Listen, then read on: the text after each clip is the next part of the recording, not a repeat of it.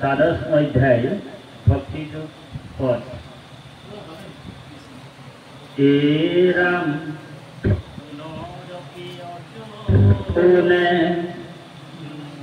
কৰিলা প্ৰণিপাত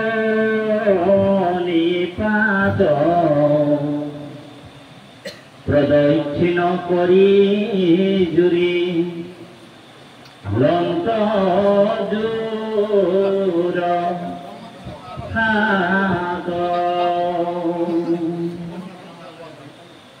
কৃষ্ণ কহম বুন্ধি হেন ভুলিলা অৰ্জুনে আৰু একে সংশয় মিলিল মোৰ মনে।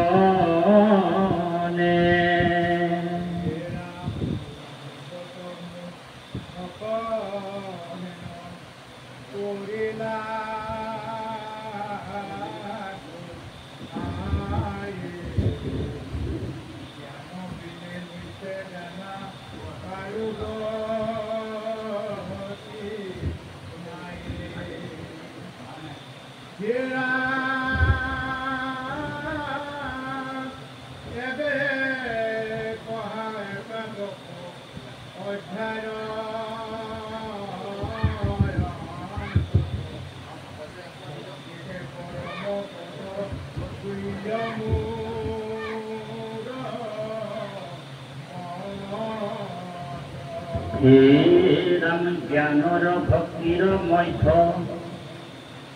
কোন প্ৰধান যদি দয়া আছে মুত কহা ভগবান।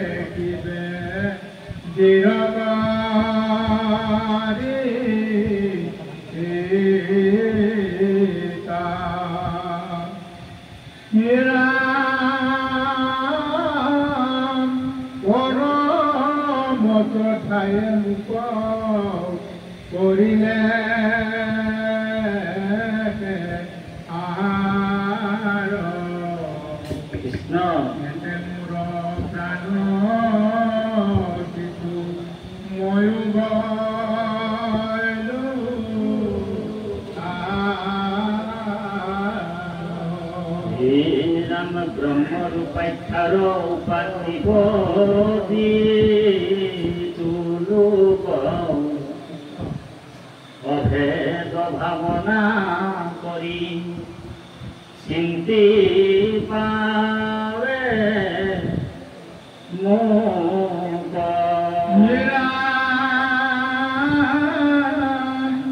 জ্ঞান ভক্তিৰ গতি নিষ্ফলে নযায় নিশ্চয় জানি বাহাদুৰ গতি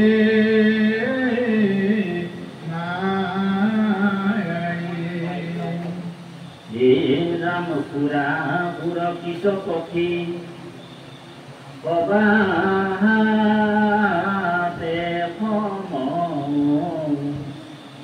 পৰম দুসাধ্য মন ইন্দ্ৰিয় নিয়ম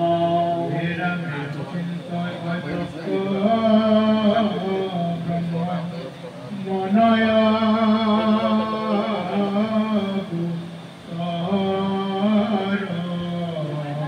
কৃষ্ণ ভক্ত চিন্তক জানা পথ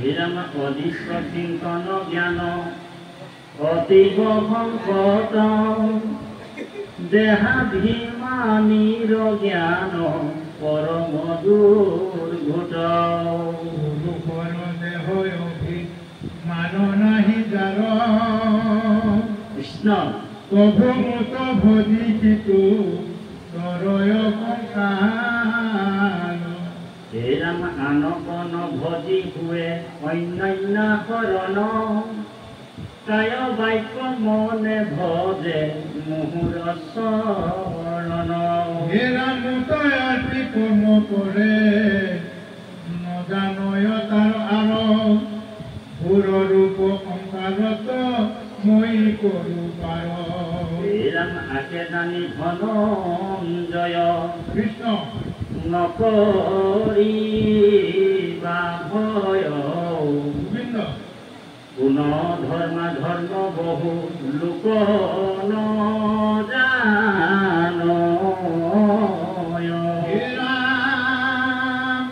ধৰ্ময় ধৰ্মক জানে লয়াম কৃষ্ণ জানে তবু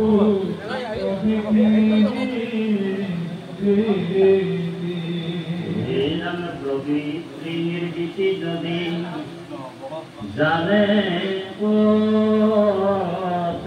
লোক কৃষ্ণ কোটি কোটি সামান্য দেৱতা বোলে মুখ হেৰা দেৱৰ লগত লাই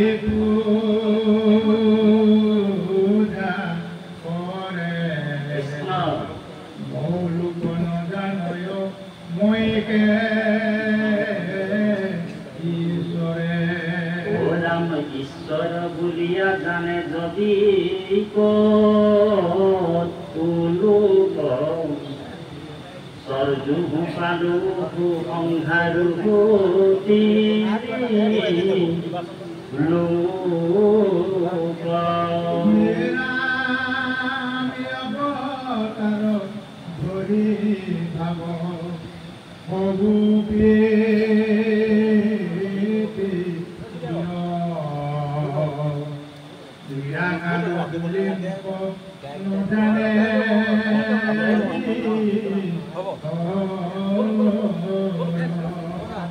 কৃষ্ণ জয় গুৰু শংকৰ পৰম শ্ৰদ্ধাৰ ভক্তি ভাজন মোৰ জন্মে ব্ৰহ্মাণ্ড সেৱাস্কৰি বাপায় সমস্ত শ্ৰীমন্ত শংকৰদেৱ সংঘ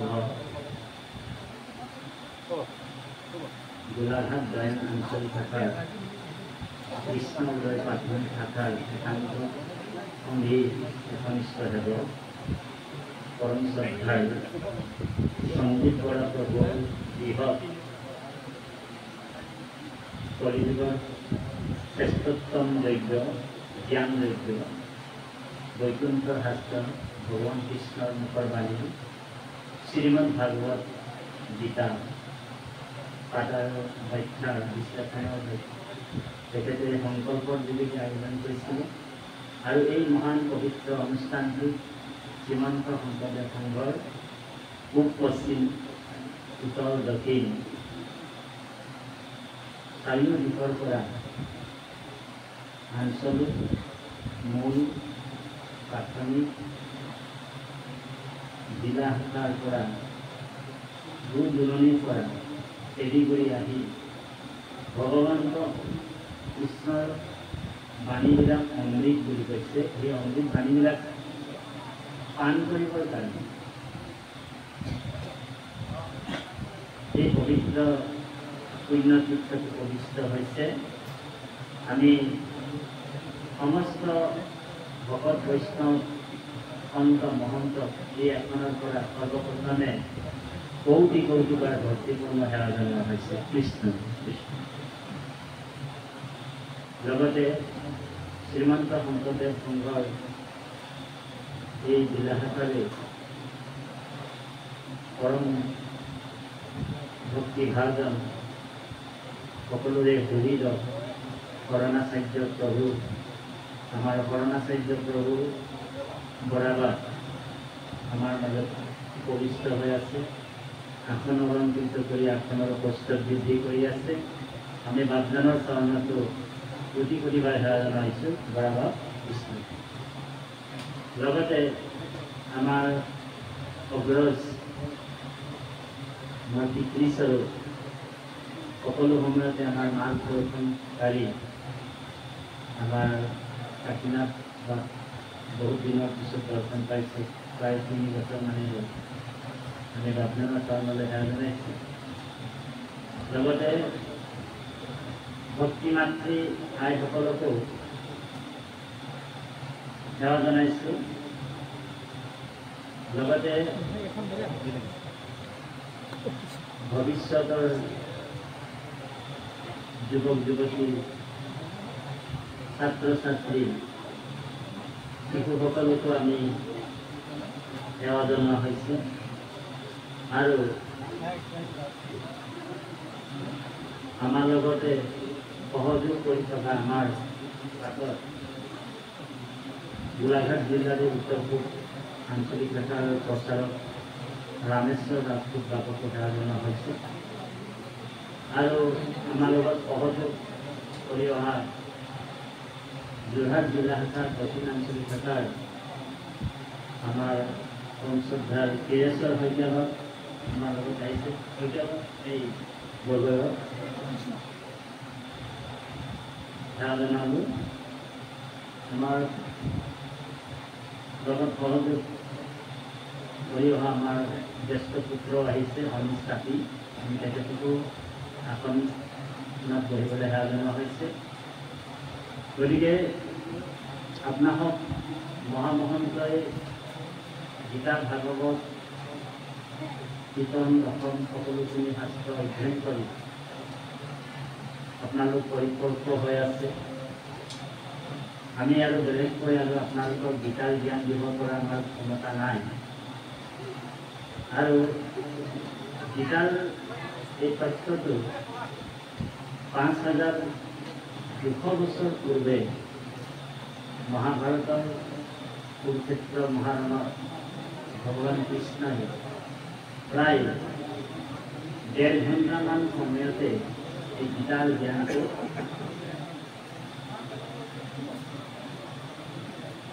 অৰ্জুনক কৈছিল, ধনঞ্জয়ক কৈছিল।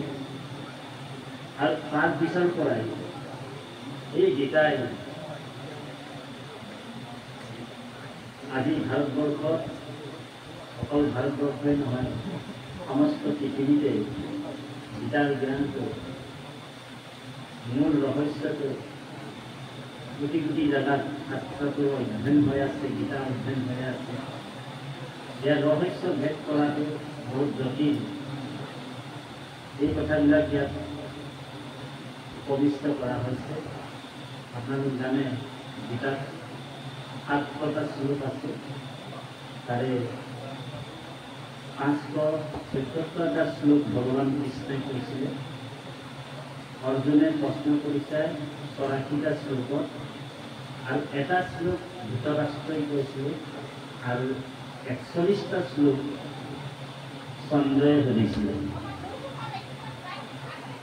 গতিকে সম্পূৰ্ণ গীতা শ্লোক হৈছে 700। তাৰ ভিতৰতো ইতি আৰু উবাস আৰু মাহাত্মাটোৰ কথা যদি যোগ কৰা হয় তেনেহ'লে 715টামান শ্লোক হ'ব। গতিকে এইখন যি অনুবাদ গীতা পদবন্ধে কৰিছে গোবিন্দ মিশ্ৰ। আপোনালোক জানে গোবিন্দ মিশ্ৰই গীতা মাহাত্মাটো নিজৰ ফালৰ পৰাও তেখেতে পদবন্ধ কৰিছে। আৰু বহুত কথা ইয়াত সংযোগ দিয়া হৈছে। গতিকে উপনিষদৰ সাৰ বস্তু হৈছে গীতা। আৰু এই গীতা 6টা অধ্যায় কৰ্মযোগৰ কথা কৈছে, 6টা অধ্যায় জ্ঞান যোগৰ কথা কৈছে, আৰু 6টা অধ্যায় ভক্তি যোগৰ কথা কৈছে। মুঠ 18টা অধ্যায়। এতিয়া কৰ্মযোগৰ 6টা অধ্যায় শেষ কৰি লগে লগে জ্ঞান যুগত ভগৱান কৃষ্ণ সোমাই পৰিছে, অৰ্জুনক জ্ঞানৰ কথা কৈছে। তাৰপিছত জ্ঞানৰ কথা 6টা অধ্যায় কোৱাৰ পিছতে অৰ্জুনক শেষৰ 6টা অধ্যায় ভক্তিৰ কথাহে কৈছে। গতিকে গীতাৰ কৰ্মযুগটোৰ কথা যেতিয়া ক'বলৈ আৰম্ভ কৰিছে, সেই কৰ্মযুগত ভগৱন্তই অৰ্জুনক কৈছে, আপোনালোক জানে যে অৰ্জুন ভাৰতত যুদ্ধত অকস্মাতে আগফালে থকা ভাই ভাতৃ কুহিৰক দেখি গান্ধীৰ ধনুখন তেওঁ মাটিৰ তলত থলে আৰু যুদ্ধ নকৰোঁ বুলি ভগৱান কৃষ্ণ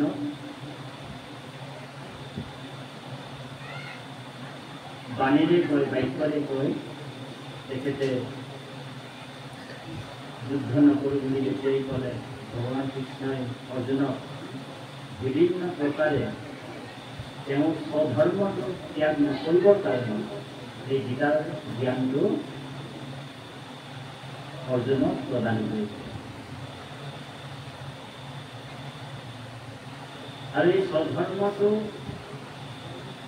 ত্যাগ আপুনি ময়ো কৰিব নালাগে। অৰ্জুনক সুধিছে যে তুমি স্বধৰ্মটো তুমি ত্যাগ কৰিবা যদি তুমি নৰকলৈ যাবা। গতিকে তুমি স্বধৰ্ম ত্যাগ যদি কৰা তেনেহ'লে নৰকলৈ যাবা। সেইকাৰণে আৰু যদি স্বধৰ্ম ত্যাগ নকৰি তুমি যদি যুদ্ধ কৰা তেনেহ'লে তোমাৰ স্বৰ্গ বা বৈকুণ্ঠ খাটাং। অৰ্জুনক কৈছে যে হে অৰ্জুন, তোমাৰ দুটা হাততে লাডু আছে, হয় তুমি যুদ্ধ কৰা স্বধৰ্ম ৰাখি, আৰু যুদ্ধত যদি তুমি হাৰিও যোৱা মানে মাৰা যায়, মৰা গ'লেও তুমি গতি পাবা। আৰু যদি যুদ্ধত তুমি জয়ী হোৱা তথাপিও তুমি ৰাজ্য ভোগ কৰিব পাবা। গতিকে তোমাৰ হাতত দুইটা হাততে তোমাৰ লাডু আছে। ভগৱানে সেইকাৰণে 18 অধ্যায় গীতা শ্ৰৱণ কৰে। ইয়াৰ পৰা আমি ইয়াত তাত্ত্বিক দিশটো ল'ব লাগিব। অৰ্জুনে কৈছে যে প্ৰভু, মই কন্যাক লৈ যাম,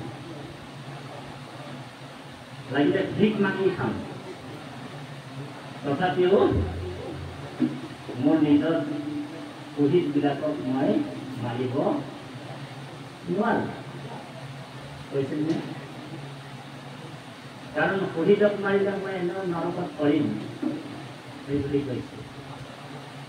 গতিকে ভগৱানে কৈছে তুমি স্বধৰ্ম ত্যাগ কৰি তুমি কন্যাক ধৰ্ম ল'ব খুজিছা, আৰু তুমি বনত গৈ ভিক মাগি খোৱাটো ব্ৰাহ্মণৰ ধৰ্ম, এইটো তোমাৰ ধৰ্ম নহয়। তুমি ক্ষত্ৰিয়, হয়নে বাৰু? গতিকে তোমাৰ স্বধৰ্মটো তুমি ত্যাগ কৰিব নালাগে। আৰু স্বধৰ্ম ত্যাগ নকৰাকৈ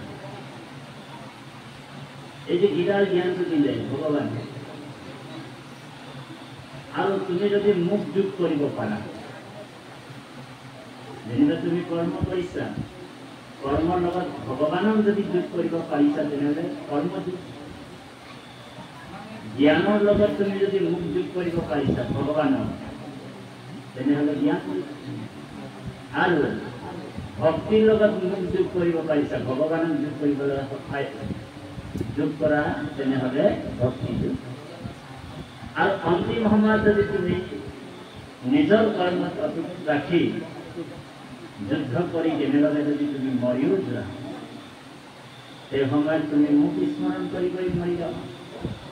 আৰু মোক স্মৰণ কৰি কৰি কেনেবাকৈ যদি তোমাৰ প্ৰাণ ওলাই গুচি যায়, তেতিয়া তোমাৰ বৈকুণ্ঠ বুলি কৈছে। সেইকাৰণে অৰ্জুনক বাৰে বাৰে কৈছে, এই অৰ্জুন মোহ এৰা কোনো কাৰো নহয়। এই ৰাম যত দেখা সৰাসৰ হৰি মই নিৰন্তৰ, হে হৰি বিনে নাহি পৃথক। গোটেই জগতখন ময়ে হয়, সৰ্বম বিষ্ণুময়ম জগত। গোটেই জগতখন বিষ্ণুৱে হয়, বিষ্ণু ইদম জগত। গোটেই জগতখনটো ভগৱানৰে হয়। কীট পতংগলৈকে গোটেই চৰাচৰ জগতখন ময়ে পৰিচালনা কৰি আছো। তুমি কাক মাৰিবা, তোমাক কোন মাৰিব, এইবিলাক এৰা। সৃষ্টি স্থিতি প্ৰলয়ৰ কাৰণটো মই নিজেই ভগৱান। গতিকে তুমি যিবিলাক পুহিত বুলি সেইসকলক নামানো বুলি ভাবিছা, সেইসকলক কিন্তু মই আগতীয়াকৈ মাৰি ৰাখিব লাগিব। তুমি মাত্ৰ নিমিত্ত, তুমি নিমিত্ত মাত্ৰ। কৰ্ম কৰা তোমাৰ ধৰ্ম, ফলটোৰ আশা তুমি কৰিব নালাগে। ফলৰ আশাটো ভাল হ'ব নে বেয়া হ'ব, সেই ফলৰ আশাটো মই তোমাৰ পূৰ্ণ কৰিম, এই বুলি ভগৱন্ত অৰ্জুনক যেতিয়া এই গীতাৰ জ্ঞানটো দি দিলে, আৰু সেই গীতাৰ জ্ঞানৰ পৰা তেওঁ সুদৃঢ় বিশ্বাস অৰ্জুনৰ হৃদয়ত প্ৰতিষ্ঠা হ'ল।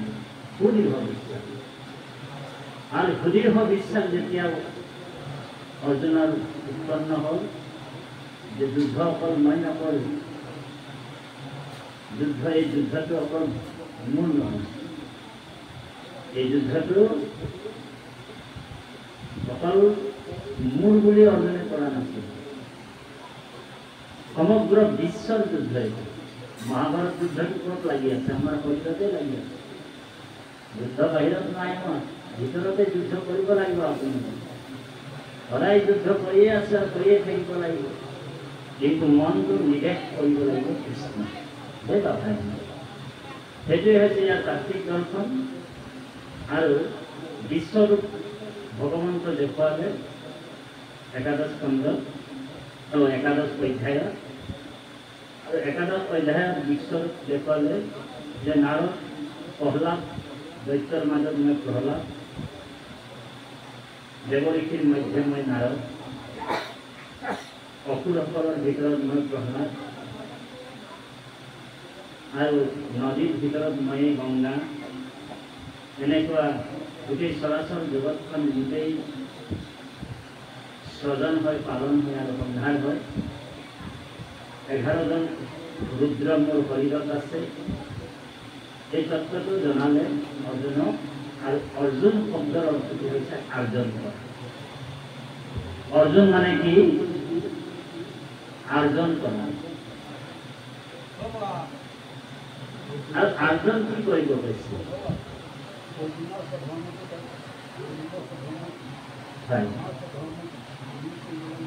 সেইটো আমি পিছত কৈ দিম, তাৰমানে লাহে লাহে যাব কথাবিলাক। অৰ্জুন মানে হৈছে আৰ্জন কৰা। এতিয়া আমি কি আৰ্জন কৰিব লাগে এই পৃথিৱীত? আৰু অৰ্জুন হৈছে নৰ, অৰ্জুন হৈছে জীৱাত্মা। আৰু ভগৱান কৃষ্ণ হৈছে পৰমাত্মা। আৰু সেই পৰমাত্মা আর জীবাত্মা মোহত পড়ি যায়, কিন্তু পরমাত্মা মোহত না পড়ে। জীবাত্মা পরমাত্মা দর্শন পাবলৈ হলে প্রথম পর্যায়টো হৈছে প্রথম। আজি আপুনি মই যদি কৰিছোঁ ভক্তি যুগত পদবন্ধে কি কৈছে আমি অকণমান আলোচনা কৰিম। আৰু আমাৰ স্বধৰ্মটো কি, আমাৰ বাপজন কৰুণাচাৰ্য বাপজনে ক'লে যে আমাৰ স্বধৰ্মটো হৈছে হৰিগুণৰ নাম আমাৰ স্বধৰ্ম। বুজি পাইছে নহয়? আমি এই পৃথিৱীত ভগৱন্তৰ জন্ম, কৰ্ম, গুণ, লীলাবিলাক নিৰন্তৰে শ্ৰৱণ আৰু কীৰ্তন কৰিবলৈ কৈছে ভগৱানে। এতিয়া আমাৰ কলিযুগৰ কাৰণে, আমাৰ জীৱবিলাকৰ কাৰণে স্বধৰ্ম। সেইবাবে এতিয়া আমি আগবাঢ়িছোঁ। ইয়াতে কৈছে পদবন্ধে, যে পুনৰপি অৰ্জুনে কৰিলা প্ৰণিপাত, প্ৰদক্ষিণ কৰি দূৰি লংক দুৰঘাত। যেতিয়া ভগৱন্ত বিশ্বৰূপ দেখুৱালে, দেখুৱাৰ লগে লগে কি হ'ল, অৰ্জুনে ভগৱন্তৰ বিশ্বৰূপটো চাব পৰা নাছিল। অৰ্জুনক দিব্য জ্ঞান দিলে আৰু দিব্য জ্ঞানেৰেহে অৰ্জুনে ভগৱন্তৰ বিশ্বৰূপ দৰ্শন পাইছে। এতিয়া আমি কেনেকৈ বিশ্বৰূপ দৰ্শন পাম? যেতিয়াই আমি ভগৱন্তৰ প্ৰেম ভক্তি যেতিয়া আমি কৰিম, নিৰন্তৰে শ্ৰৱণ কীৰ্তন কৰিম, তেতিয়াইহে আমি সেই পৰমাত্মাৰ বিশ্বৰূপটো দৰ্শন কৰিম। মানে সমস্ত ভূততে যে তেওঁ পৰিপূৰ্ণৰূপে আছে, সমস্ত ভূততে যে তেওঁ পৰিপূৰ্ণৰূপে আছে, সেই পৰিপূৰ্ণৰূপে যিজন পৰমাত্মা ভগৱান আছে, নমো সমস্ত ভূতানাম আদি ভূতায়ো ভূভেদে অনেক ৰূপ ৰূপায়ে, অনেক ৰূপত যিজন ৰূপায়িত হৈ আছে, অনেক ৰূপত যিজন ৰূপায়িত হৈ আছে, সেইজন পৰমাত্মাক দেখিবলৈ হ'লে আমাকো দিব্য জ্ঞান লাগে। বুজি পাইছেনে কথাটো? এই দিব্য জ্ঞানটো আমি ক'ত পাম? যেতিয়া আমি ভগৱন্তৰ ভক্তি কৰিব। আৰু সেইকাৰণে ভক্তিটোক শ্ৰেষ্ঠ বুলি কৈছে। ক'ব এতিয়া যে কৃষ্ণক সম্বন্ধে প্ৰধানত কৃষ্ণ অকণমান কথাটো জনাই লওকচোন। বহু মোক সোধৰাই আছে। ইতিমধ্যে আপুনি প্ৰকাশ কৰিলে যে স্বধৰ্ম, আমাৰ স্বধৰ্মৰ বিষয়ে ক'লে কৃষ্ণ ভকতি।